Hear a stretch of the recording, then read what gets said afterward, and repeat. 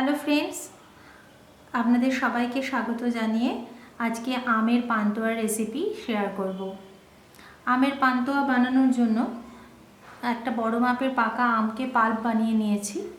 চিনি নিয়েছি 200 গ্রাম পরিমাণে, ময়দা আছে 100 গ্রাম পরিমাণে, বেকিং পাউডার নিয়েছি হাফ চা চামচ, কাজু বাদাম 8 থেকে 10 পিস, নুন খুব সামান্য, আর কেশর নিয়েছি। এটা ওই শিরা যখন বানাবো তাতে দিয়ে দেব। আমের পান্তুয়া বানানোর জন্য প্রথমে আমটাকে মেখে নেব ময়দার সঙ্গে। তার জন্য একটা খালি বাসন নিয়েছি, এতে আমি আমের পাল্পটা দিয়ে দিলাম। এবার এর মধ্যে অল্প অল্প করে ময়দা দিয়ে দেব। পুরো 100 গ্রাম ময়দা একবারে দিলাম না, বারে বারে দেব, কারণ ব্যাটারটা কিন্তু খুব শক্ত হবে না, আবার খুব নরমও হবে না।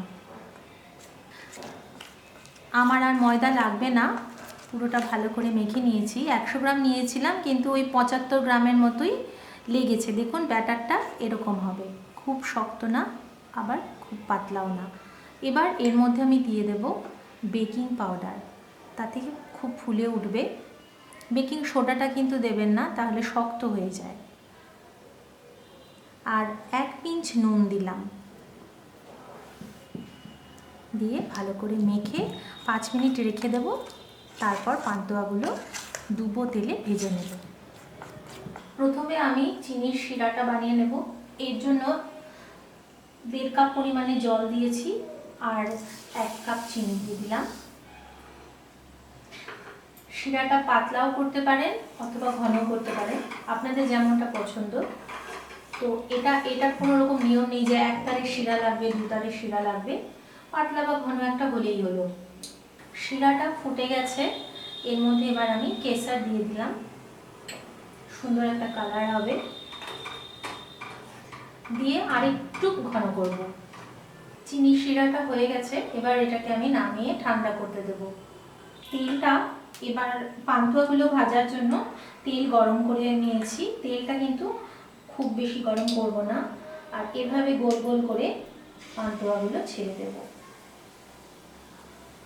এটা আপনারা চামচ দিয়েও করতে পারেন।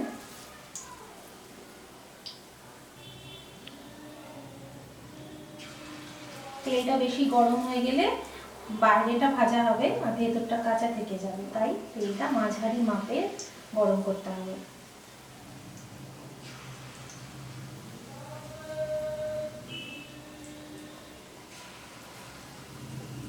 কিছুক্ষণ বাদে এগুলো উল্টে দিচ্ছি। এভাবে উল্টে পাল্টে বড়াগুলোকে মানে পান্তুয়াগুলোকে ভেজে নিতে হবে।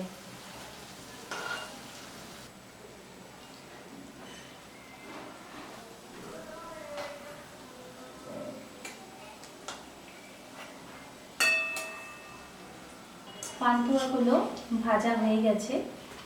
আপনারা চাইলে আরেকটু কড়া করে বানিয়ে আরেকটু গাঢ় করে ভাজতে পারেন। আমি এরকম কালারটাই পছন্দ করি, আর ভেতর থেকে হয়েও গেছে। তো এবার এগুলো আমি নামিয়ে নিচ্ছি।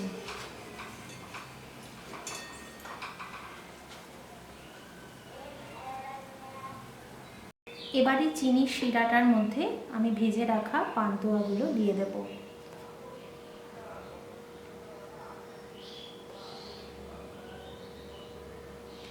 আপনারা চাইলে এটা দুধের মধ্যেও সোক করতে পারেন।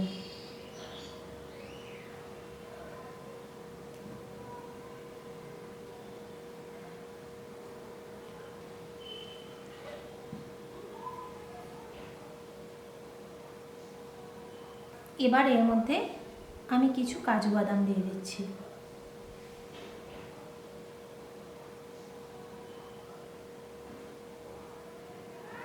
এটা অপশনাল, এটা যে দিতেই হবে এমন কোনো ব্যাপার নেই।